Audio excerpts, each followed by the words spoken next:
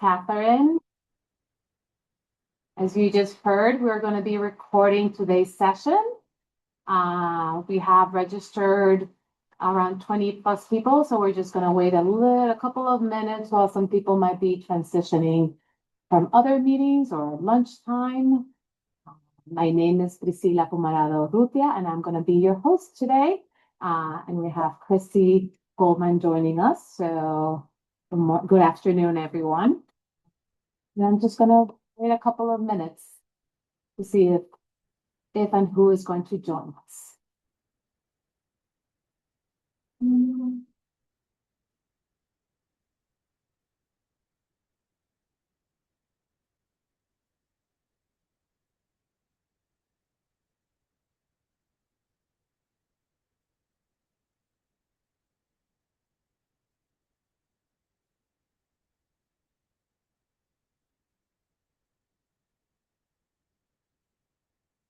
I don't want to, I'm starting the slide deck.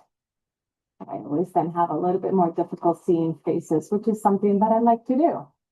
Because it makes this interaction a little bit more human-like. I can see other people joining. Kate, it is great to have you join us, and I see Marisa also joining. Hello, that is great. Great to see your name with us. I am going to give it one more minute, and then because this is being recorded, we heard that there was a lot of interest from participants in the coalition, but that this time did not work for them. So we will be sharing the recording.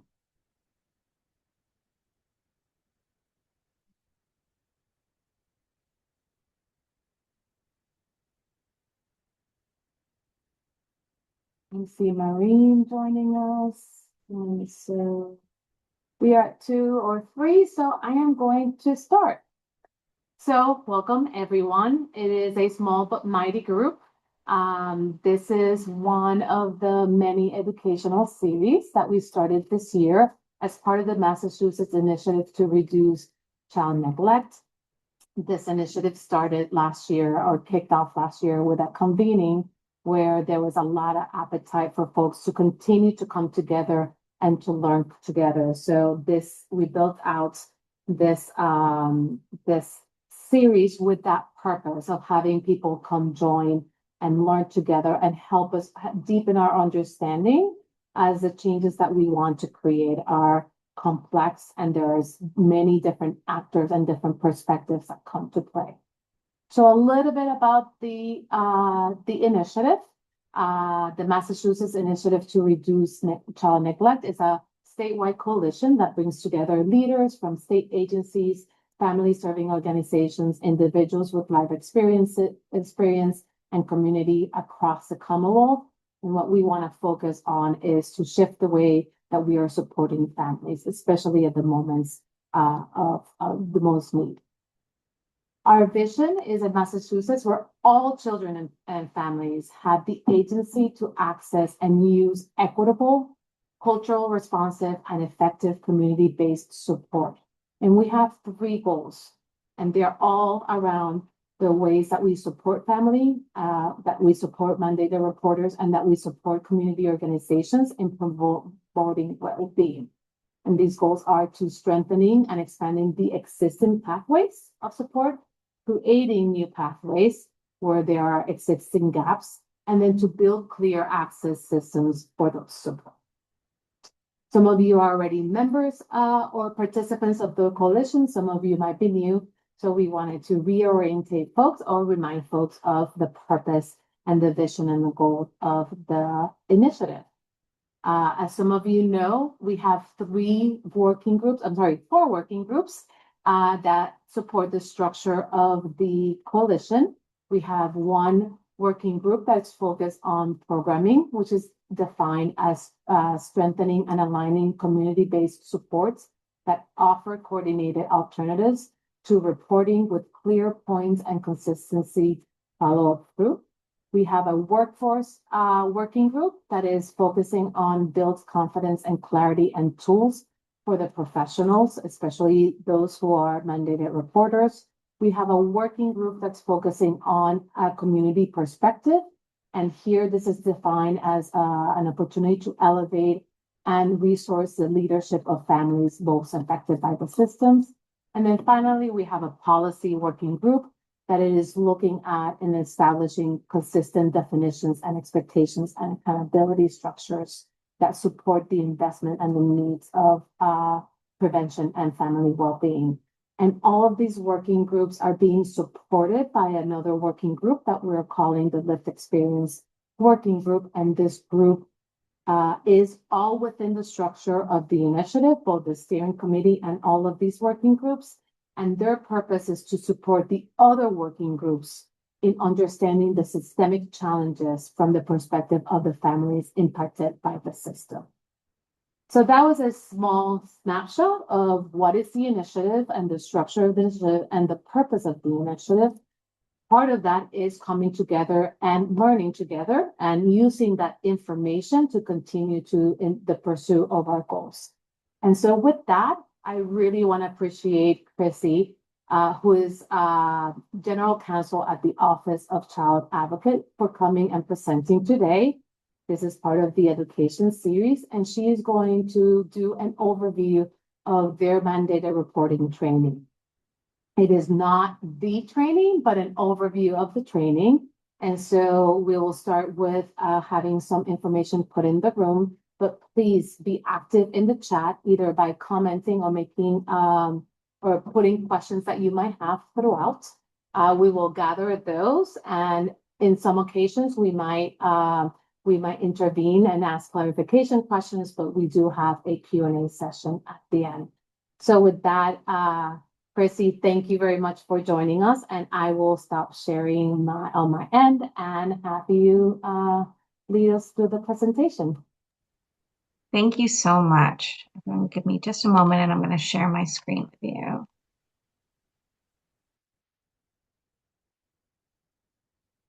Okay. So I am Crissy Goldman. I am the General Counsel at the Office of the Child Advocate. The Office of the Child Advocate is an independent state agency with oversight responsibility over other state agencies in the executive branch that provide services to children. I've been with the agency about 7 years, always in this role. I have subject matter expertise and experience in child protective services and child protective services litigation, as well as education law with a specialty in special education.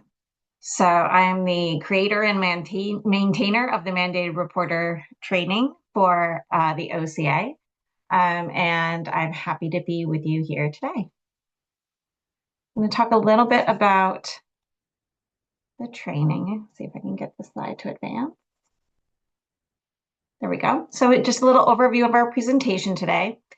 I'm going to talk a bit about our approach to the curriculum, a little bit about the training details, what we see as the benefits of the training and the training platform that we've created, a little bit about the data that we have, and some next steps. There will be time for questions at the end, but as Priscilla said, please feel free to put questions in the chat as we move along. Is there a problem? No. Okay. I'm going to move on to our mandated reporter training requirements. Okay. So we're talking about mandated reporting of child abuse and neglect in Massachusetts. This is the Massachusetts specific training that the OCA has created. So with a focus on child abuse and neglect, and including trafficking and commercial sexual exploitation of children, or otherwise known as CSEC. Mandated reporters who are licensed in the Commonwealth. So if they have a professional license, then you're required to be trained in mandated reporting. If you do not have a professional license and you are a mandated reporter, there is no requirement in Massachusetts that you be trained. The statute's pretty vague on training. So it just says that you have to be trained. So the presumption is once in your career, you should be trained. For educators, There's a requirement and regulation that they be trained essentially every year. So educators are trained every year, and other professions might have different training requirements. Also, your location of where you work, say you're a mandated reporter at a hospital, the hospital itself might have a higher training requirement, but in statute, it just says that you must be trained. Oh, we got a little feedback. Good. Okay. So in statute, there's no required training length or format, nor is there a shared understanding of what to be trained on. So in Massachusetts, training can range from somebody hands you, a pamphlet or a sheet that could be training, or it could be a 3-hour course, right? Training. So there's a really wide gamut of what training might mean for mandated reporters in Massachusetts. There's no standard expectation. So the OCA several years ago was the chair of a mandated reporter commission. The legislature created that commission to look at the mandated reporter law and make any recommendations for changes. The OCA chaired that commission. I facilitated that commission, and we wrote a report to the legislature. One of the areas of focus for that commission that came out of that commission was this idea of training. And what the OCA was particularly interested in was profession-specific training as sort of a more gold standard for training, really talking to mandated reporters about the things that they might see in their specific role. And so that has been, so the OCA decided coming out of the mandated reporter commission that would be our next step, that we would create a mandated reporter training that was profession-specific. There are several mandated reporter trainings available in Massachusetts that are not profession-specific, and the OCA really wanted to focus in on a profession-specific way forward. So we created this training in August of 2023. Our goals were to do, I think, what many mandated reporter trainings do: identify red flags in child and adult behavior, identify types of neglect, and to understand the difference between neglect and poverty. We wanted to focus on the role bias and cultural considerations play on whether or not to report. We wanted to really hone in and focusing on evaluating the information that was available to the mandated reporter, understanding that mandated reporters don't have all of the information that they might want or need to be able to evaluate a situation. And we wanted to help guide mandated reporters on what to do when they had concerns about a child or concerns about a family, but that did not reach the level of abuse and neglect, did not reach the level of reporting to DCF. We launched our training in August of 2023. The training that we have devised has a general module that's available to all mandated reporters, and it's relevant to all mandated reporters in Massachusetts. And then we have a profession-specific module for K through 12 educators. So educators go through the general module and then through the profession-specific module that attaches to the end of that. And so we launched it in August and start of the school year for 2023. So if I haven't said so already, the training is online, on demand, it's free. It comes with, and I'll talk about this in a little bit, it comes with a resource library. It comes with links to all the relevant statutes and regulations that the training talks about, and we do collect training data from it. The OCA has covered the cost for all school districts in Massachusetts to have an organizational account, which allows them to assign the training to all of their teachers, say, and track their progress through the system. So when the OCA created our mandated reporter training, first and foremost, we wanted to take a child-centered approach to mandated reporter training, and I'll talk about that in a little bit. But that was, the OCA's lens over mandated reporting. We wanted to provide context, including disproportionality and context about the DCF process. I think that's helpful for mandated reporters to know what to expect when they do call DCF, what happens next, because I think what happens next in the process once a call comes in, understanding that will help a mandated reporter determine whether or not that might be the right course of action for the situation that they see. We wanted to promote a structured thinking approach to mandated reporting, and I'll talk about that more in a little bit. We wanted direct messaging on cultural and demographic bias. And we wanted to really identify how to assist a mandated reporter in taking the next step. When there was not enough information available to determine whether or not to make a report, what do you do? When you have the information, but you don't know how to make the go through the analysis of whether or not to report, what do you do? What do you do for children and families who are in need of help or assistance, but it is an abuse or neglect? And how to talk with children and families about concerns that arise without infringing on any investigatory process. So sort of zooming in on the child-centered analysis, this is the OCA sort of lens on mandated reporting. So we wanted to ensure that mandated reporters can ensure that their decisions to whether or not to file is really based on the impact of the circumstance or the event to the actual child. What does the child experience? Is the child experiencing abuse and neglect, or are they experiencing substantial risk of abuse or neglect?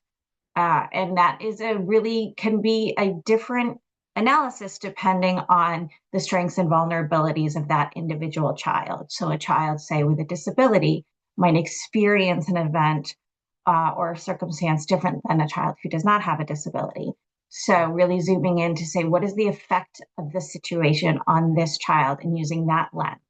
I think far too often what we have is mandated reporters identifying who has done something wrong and making some type of moral judgment on whether or not someone has done something wrong or done something that, the mandated reporter themselves would not have done. And we really want to shift away from the alleged perpetrator and really shift over to the child and what that child is experiencing. I think even the language around this has changed in the last few years, where we say you're making a report on behalf of a child, you're not making a report against a person. So I think we're trying to shift that lens in the OCA's training and really focus on how you make the analysis in relation to individual children.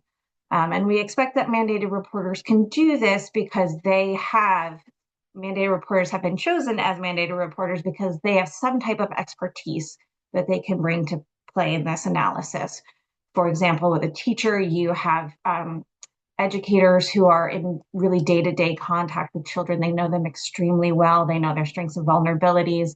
They know when something is amiss or when something is going well, and they have a trusted relationship with a child. So things to consider in a child-centered analysis is the developmental needs of the child due to age, due to ability, the vulnerabilities of a child, and then the strengths of a child and the strengths of a family. One of our other core elements is providing context. So the mandated reporter law does not provide information about how to interpret your reporting responsibility. I don't expect that most people will go to a law anyways for guidance on what to do, but if you were to go to a law to look for guidance for mandated reporters, there isn't a lot there. There's no statutory definition of abuse or neglect. What we have is a regulatory definition by DCF. And there's no information about how to evaluate the reasonable cause to believe standard. So if mandated reporter needs a reasonable cause to believe that a child is experiencing abuse or neglect to file. And I think those words, very legalistic words, reasonable cause to believe, is really kind of vague for mandated reporters to seek getting guidance from that specific phrase. So we try to unpack each of these pieces in the training and provide more context, more information around each of these pieces. We also felt that providing current data and context helps to clarify the responsibility. So mandated reporting is really the front door to child protective services, and that's where a disparity in the system really starts. So you're going to see children who are Hispanic or Black children or children in poverty. These are all disproportionate rates are reported to DCF, and we talk about that in the training, both in a really upfront way of sharing the demographic information that we do have, the data that is collected with mandated reporters at the start of the training to set the stage. And then we try to reinforce information about that throughout the training.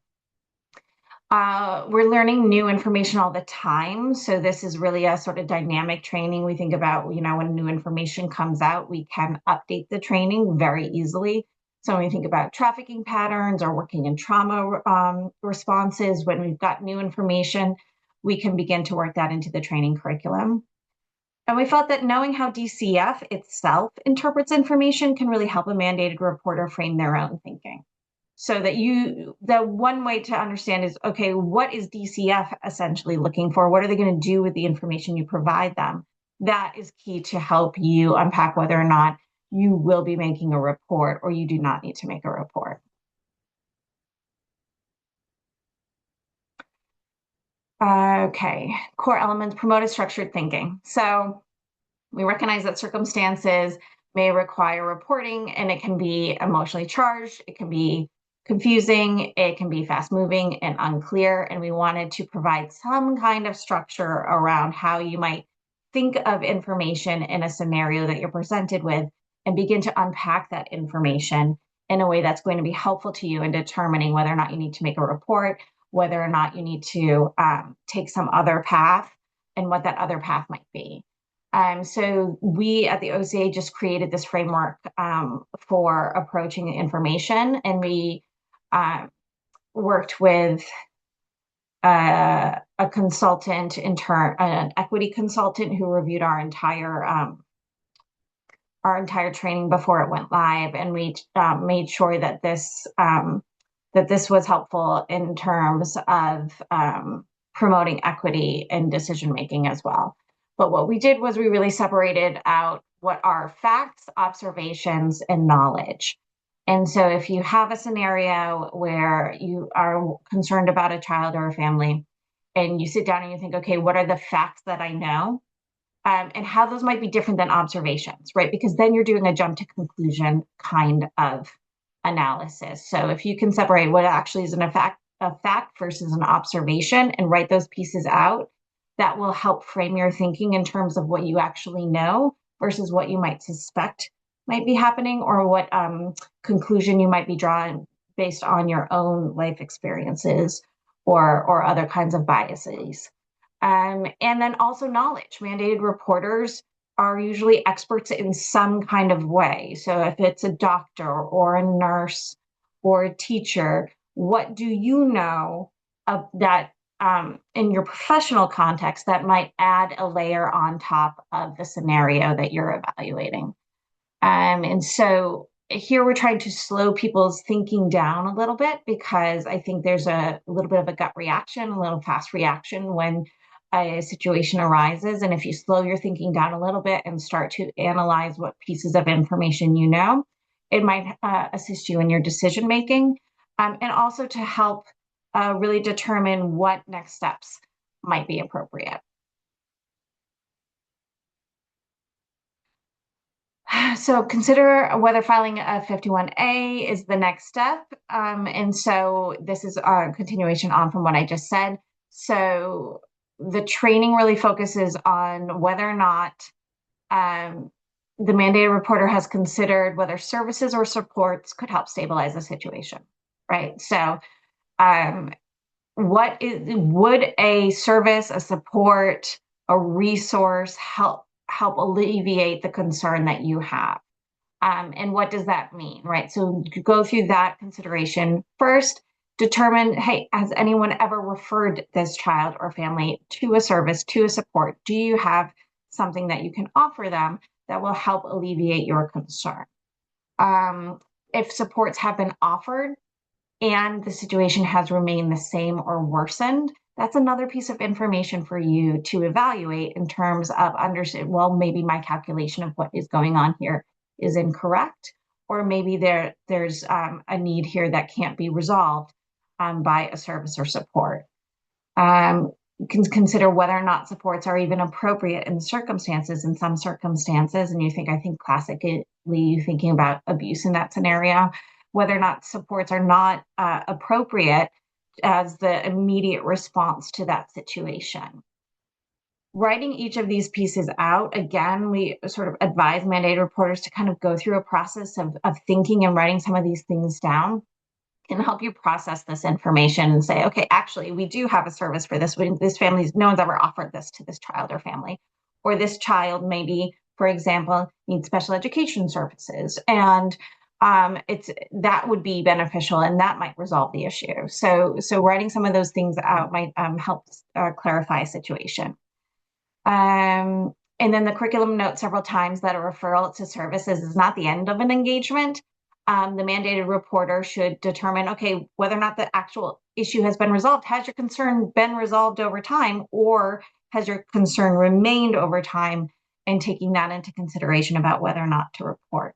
I also know, and I'm not sure it's in the slide deck here, that referring a family or a child to a service or a support is not mutually exclusive from also making a report to DCF if one is warranted. You can do both of those at the same time, and that can be helpful to a child or family. Direct messaging on bias. So the goal is to message directly about bias and disproportionality without any accusations or unintended messaging. We did some research in terms of like how to communicate about bias and disproportionality in a productive way for adult learners. And of course, there are some people who take the training who are insulted by that message, but the vast majority of what we hear is that people appreciate having that information up front, and it really being data focused. So we do provide the current data metrics that we have, always a little bit delayed given data reporting. We describe explicit bias, implicit bias, and culture. We provide an approach for addressing bias through structured questions. And that's within the framework of that section. But then we also try to mimic those structured questions in our analysis of cases as the training goes on. And we really focus on the minimum degree of care standard. So we very purposefully try and reinforce that standard. So a child needs to be provided with a minimum degree of care, right? Which is actually, I think that's a really important point for mandated reporters, is that you're not doing what's best for a child. You're not doing what you would do for a child. You're not saying it would be better if for a child. We're focusing on whether or not that child is getting the absolute minimum degree of care necessary, and try and reinforcing what that standard looks like. We try to empower mandated reporters to identify how to take the next step when they continue to have questions. So training is designed to place mandated reporting in the context of real life difficult decision making. We recognize that reporting unnecessarily or overzealously can result in extreme negative consequences, but also recognize that knowing when to report is really difficult, and that no one wants it to risk a child getting hurt. So that's what we see from mandated reporters, is that really that concern that if I don't report and something goes wrong, I'm going to have that burden. I don't want that burden, and trying to really balance that with understanding that there are consequences to engaging DCF in the lives of children and families. So we try to bucket out what to do when there's not enough information, how to get more information. And I think that understanding that framework of facts, observations, and knowledge will help you identify if you don't have enough information, right? If everything is in your observations column and you have no facts, right? We might want to kind of anchor on seeing if we can get some facts to help inform your analysis. What to do when you have there's not enough analysis, when you don't know how to interpret the information.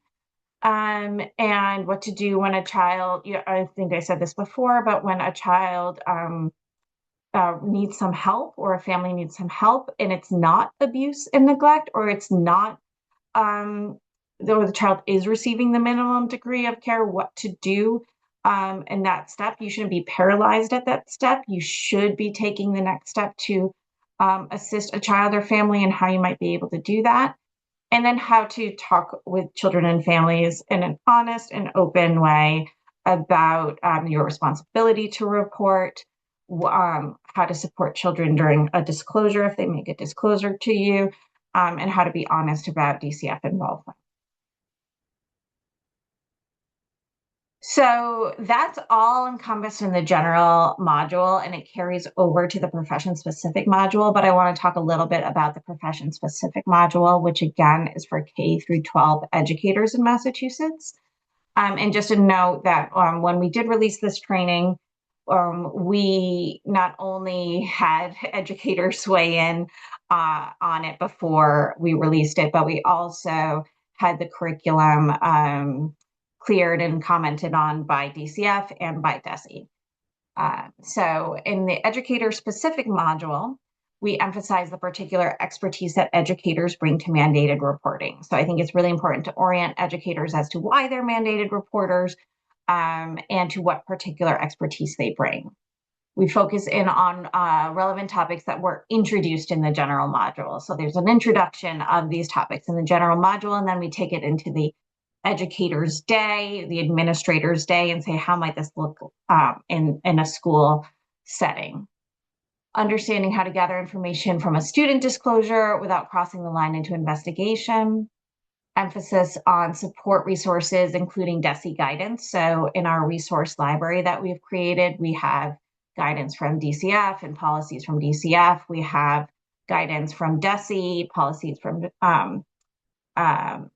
any sort of the state agencies, any of the relevant state agencies, and other organizations, and even academic articles in there that can help really dive into the particular topics. Emphasis on support resources, consideration of the relationship between the school and the family. So this is what we hear a lot from educators, right? Is this concern that they will damage the relationship with a family if they report to DCF, or that the on the other hand, I hear from educators also that the reputation of a family might come into play in terms of whether or not to report, and sometimes that can be a struggle for an educator as well. School-specific tools and best practices. So we talk about institutional protocol reporting in schools. So that's where within an institution, such as a school or a hospital, mandated reporters can report to either the principal or a designated liaison who can report on behalf of the school. And that individual mandated reporter, what their responsibilities are, what that chain of information should look like, and how should, what are the potential best practices and pitfalls of that approach. And we talk about child protection teams. So these are groups of professionals who might come together to talk about a specific case scenario, and weigh in from different perspectives. So in a school setting, you might have a social worker there, a teacher, maybe a special education person there, an administrator, even a coach, right? People who might come together who might know this child or family from a different lens or perspective, and they're not required to, but can come together and talk about a child or family or a situation, and really determine whether or not they need to report, or what other services or supports could be put into place to alleviate any concerns. And then we dive into some challenging scenario questions to reinforce the patterns of thinking. So prior to the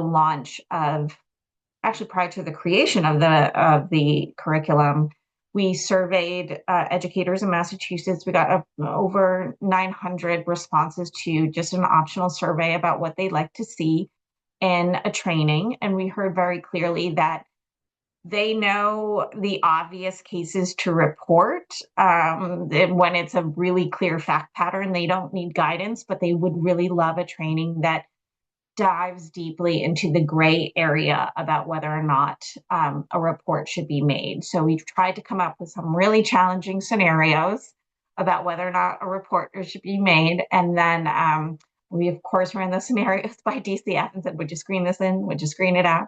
Right. And then in our reasoning under why a participant would have gotten that question right or wrong, we go through that structured thinking approach that we are hoping that they will adopt in terms of analyzing the situation. So we're giving those reasons. It's not just correct or not correct, but the explanation follows that structured reasoning approach. So we've got some additional benefits of the training platform. So the curriculum is always accessible. So once you take the training for the next year, you can go in and jump around the training again without having to retake it. So you can just access the curriculum and say, okay, oh my gosh, I need information on sexual abuse. I can go back to go through the whole thing. I just go to the sexual abuse section and I start to dig in on that topic. We recognize that most mandated reporters are not trained every year. And even for the ones that are, training that you take at the beginning, say, of a school year is not necessarily going to stick with you throughout the entire school year. You've been trained on a lot of things and you're training students on a lot of things. But my hope is that you saying, okay, I know that there was something in there about this topic and I can go back and access it easily and try and utilize that information when I need it. We created, as I said, a resource library. That resource library is available to anyone, whether or not they take the training. So any person, but particularly any mandated reporter, can go into our resource library and just look at all the resources that we've pulled that we said are helpful, and browse those topics and learn more about one of our subtopics. And that's always accessible as well. The OCA, created a series of resources that we put into our resource library and made available to everyone. One is a worksheet to think through whether or not to report. Of course, this is an optional worksheet, but what it does is it takes you through a structured thinking approach to whether or not to report, so that, again, overlays this facts, observations, and knowledge framework. It prompts you on bias and cultural considerations. It prompts you to consider whether or not services have been made available to the child, should be made available to the child. And it kind of brings you through some of the categories that we've talked about. If you get to the end of that worksheet and you say, oh, I think I need to report, yeah, you have all the information available and that you would need to file that 51A. So when you call that screener, you've got it all written out. They're going to ask you all those questions. So it follows that 51A framework. If you decide not to report, right, then you have a document. Hey, this is a documented of your concern, right? So if you need to come back 3 or 6 months later and say, what were my concerns at that time? I'm really trying to remember to see if there's a pattern here. Then you have it all documented. So we really like that resource. We have a tip sheet on student disclosure, which includes, being really truthful with students about what you have to do with that information that they're providing you, and noting that their disclosure should be considered a fact for the purposes of reporting. Of course, as DCF might do its analysis, more information might be learned along the way. But if a child is disclosing information, that should be treated as a fact when you're considering whether or not to report. We have a resource guide that we created, which really is a Massachusetts-specific resource guide. And of course, at the top, there are family resource centers and some of the other services that are available in Massachusetts. And it's not going to be comprehensive because no one can create sort of a comprehensive resource guide, but it does get a mandated reporter started on where they might look for more information, who they might be able to connect with to help a family. And again, referring a family or a child for a service is not mutually exclusive from reporting. You can do both at the same time if you need to. And a tip sheet on institutional protocols, what are best practices on institutional protocols. The curriculum is dynamic. We work with an awesome vendor who is willing and able to update the training whenever we need them to. We try not to update it too often, but we sort of package updates and release them as time goes on. And of course, I think important to all users, we have very efficient help desk ticketing for any of those technical challenges. So a little bit just about the data. This, I think, is accurate as of earlier this month or late last month. But since August of 2023, we've had 34,000 certificates issued. So that's completions of the training. You can see the general training path and the educator path separated out here. The OCA really marketed this when we released it to educators in Massachusetts. That's where we were trying to sort of push out the most of our information to educators. And we continue with that focus. But we've seen in, I would say, the last year or so, the general training really kind of pick up a lot more. I'm seeing it a lot from childcare settings. I'm seeing it recently from some religious institutions, which has been interesting. And there must be somebody at one of the colleges who's requiring it of all the new social workers who are going through the social work course curriculum, because we're seeing a lot of that.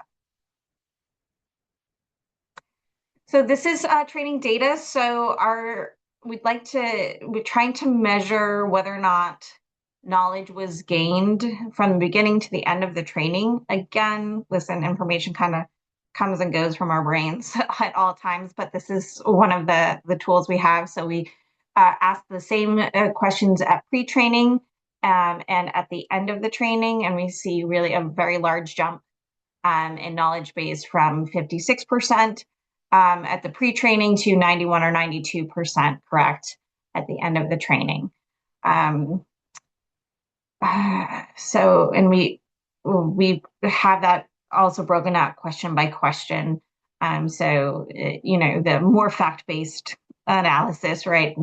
When to report, how quickly you have to report something, always gets really high scores. And then we continue to see less of a knowledge gain, though a high knowledge gain, but less of a knowledge gain in the questions related to analyzing the difference between neglect and poverty.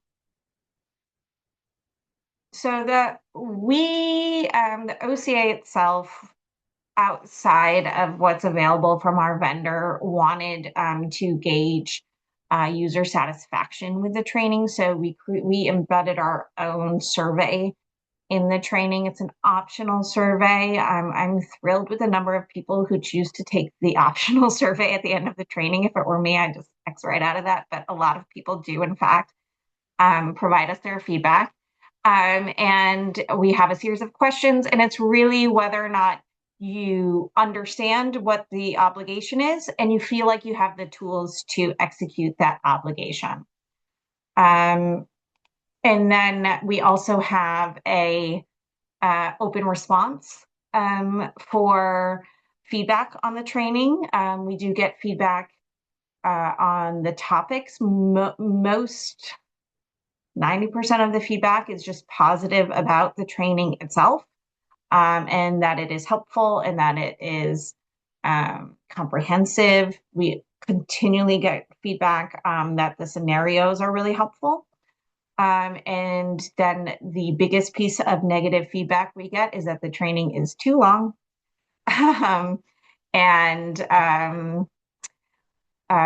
That's pretty much what people complain about, is the length of the training. So this is sort of next steps on the training. So we did do a update in July of 2025. We updated the data in terms of the DCF data regarding disproportionality, but also their caseloads. we tried to reduce some repetition in the training, given the feedback on the length of the training. So initially we had purposefully put in repetition throughout the training as a tool for learning and really just as a curriculum tool. And I think it just rubbed people the wrong way. And so we tried to reduce some of that repetition throughout and hopefully get a better mix of that. I'll note also on the training length, we were really focused on ensuring that the training is ADA compliant. So there is a voice that reads over the text of every slide. And I think for people in Massachusetts, that can be a little bit maddening given the speed at which we all speak. And so we did add in the function that you could speed up the narration, but I think for people, that's some of their concern in terms of how long it takes to get through the training. We provided some additional information about sexual abuse grooming. And we also included a slide about the new change to substance exposed newborns or infants with prenatal substance exposure. There was a new law that came out regarding that, and we just wanted to make a slide that updated that for mandated reporters. That segment of mandated reporters is a really small number of mandated reporters in terms of the reporters in birthing hospitals. But we will consider how to incorporate that information in a more streamlined manner throughout the training. But we had to update a lot of our slides to remove some of the information that had been there previously and do an update. So the general module is not, in my mind, that long. If you take it at a medium pace, I think you're at an hour. If you take it at a high speed pace, you're at about 45 minutes. And then the educator module adds about 30 minutes on top of that.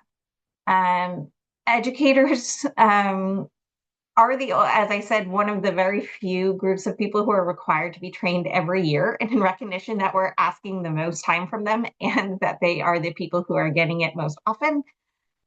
We are trying to hear their concerns in terms of the length, and what we're doing is reducing the general module to a refresher module for educators. So what every educator has to, the first time you take it, go through the entire general module and then the educator specific module. And after that, you'll be able to opt into a refresher general module, which is much shorter.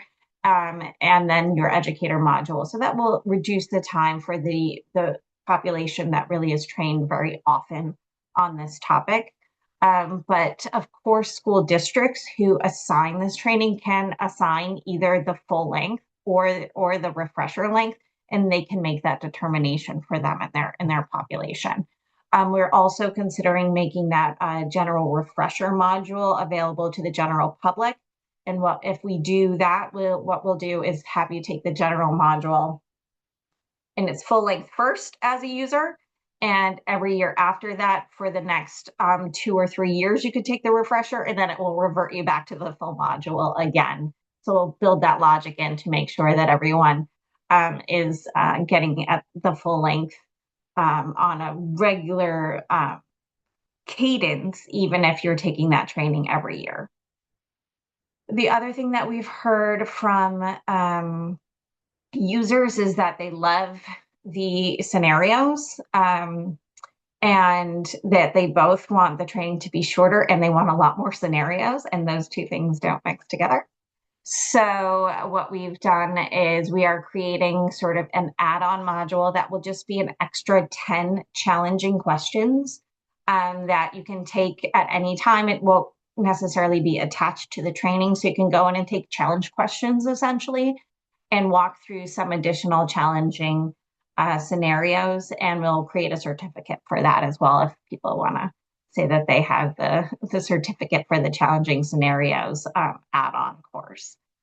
And then we will continue to update the trainings according to changes in law and best practices that arise. I didn't say this earlier, but the general module is available in Spanish, and we'll consider whether or not to make it available in other languages. We have a pretty low usage in Spanish, but depending on whether or not we add on another profession, we'll consider whether or not another language might be helpful in that sort of professional context as well. So that's really the outline of the training as it stands now. We continue to consider what will be next for our profession-specific modules, what might be next, whether or not we might explore doing topic-based modules. But that's really I think, very robust training. We hear good things about it, and we're also always open if we hear criticism. We take that all very seriously. I always read all of the feedback on the training. I really enjoy actually reading all the feedback on the training, so we take all of that really seriously. I hope users know that. And we continue to monitor the data that comes in. So I'm going to stop sharing because I think here's our last little wrap up. We recognize that mandated reporting can be a really challenging responsibility. We're trying to add as much clarity as we can. Again, keeping the child at the center of analysis, which is sort of the OCA's approach to this work. And that's it. So I will exit my slide. Crissy, thank you so much for your presentation and for all the information and the way that you have broken it. We have about 8 more minutes, and I think we do have time for the 3 or 4 questions that are arising. If you have other questions, please feel free to post it as Chris to get knowledge. Feedback is always welcome and just like different perspectives. There are a couple of questions around what I would say the program design of it. One that came up was not posted, but there was a lot of intentionality of doing a educator-specific, professional-specific module. Are there in the works other professional modules for the other types of mandates and special circumstances there? Along those lines, Maisha shared in your presentation, you shared collaboration and triangulation with DCF and EEC and other organizations to get their perspectives and educators. Has there been work or in the future work to bring in the family members who have been part of the process and their perspective that can maybe help either form the scenarios or help shape the type of information from their perspective that could be useful for these modules? So that's like a set of questions, and then I'll take the other 2 after you answer that. I appreciate that. Yeah. So the OCA, we're currently in our sort of strategic planning phase of our year. So we are determining what is the next step for this training. And so there are considerations for what population of profession might be the next population that we might tackle, but also on the table is the potential of a topic specific training. So that might be, for example, a sexual abuse training or grooming or sort of modules that could kind of break out more in depth on certain topics. Or we could go with another profession specific training, and we are going to make those determinations in the next 2 or 3 months. In terms of the family perspective, so one of the reasons we actually chose educators as the topic-based group was when we ran the mandated reporter commission, we had public hearings about mandated reporting, and we heard, and that was a great opportunity to hear from the public in terms of their concerns about mandated reporting. And that included families who had been affected by mandated reporting, as well as, non-governmental organizations, advocacy organizations, and so on.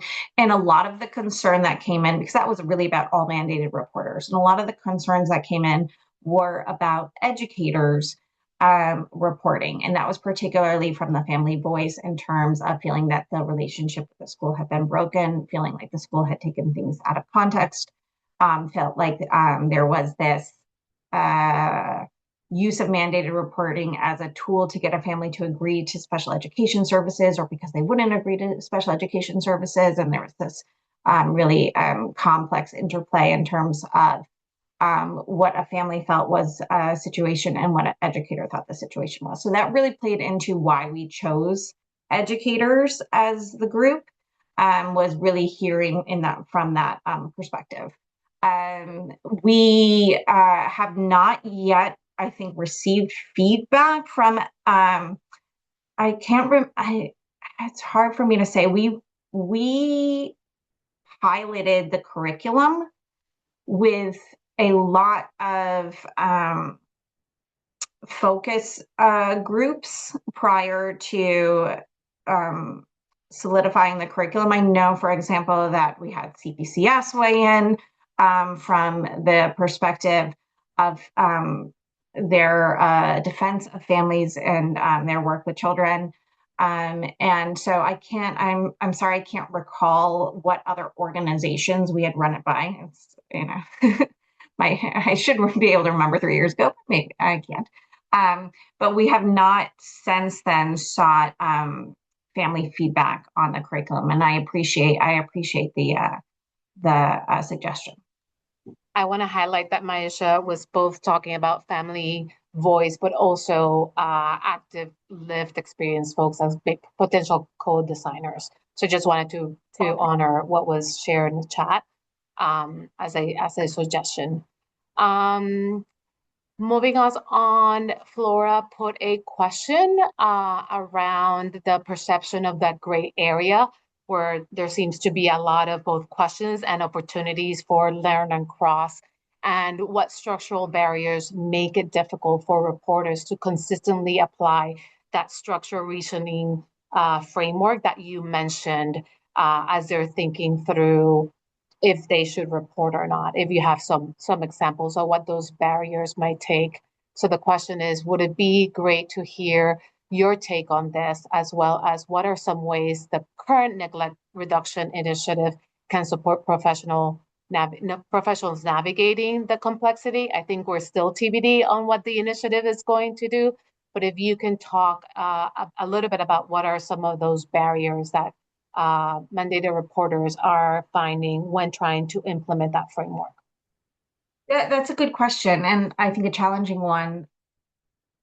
What I personally perceive to be a barrier is the hesitancy to speak with a child and family about the reality of their situation, to be earnest with your concerns, and to have what is essentially a challenging conversation with someone to say, hey, this is what I see, this are my concerns. Can we talk about what my perspective is and what your perspective might be? Can you provide me any information that can help me understand this?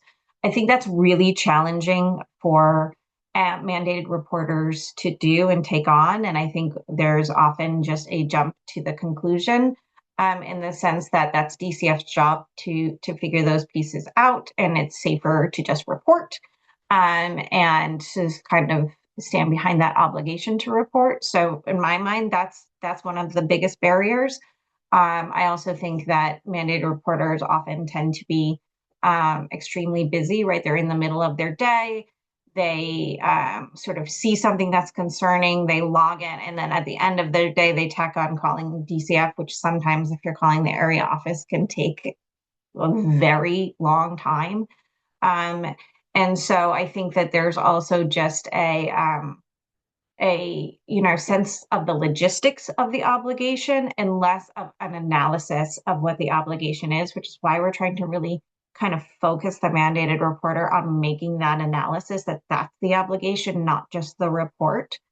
So I think that those pieces that's when sort of the rubber meets the road in terms of reporting. I think when we think about this initiative and we're thinking more of that upstream work, I think I have less of an expertise in that area as I do in terms of that, I've got to make this decision now. This is an emergency situation, or this might not be an emergency situation, but I do have the time to call now. So I'm going to call DCF or whatever it might be, and trying to walk a mandated reporter through sort of the complexity of what we're asking them to do, particularly when the statute is so vague on what they're required to do.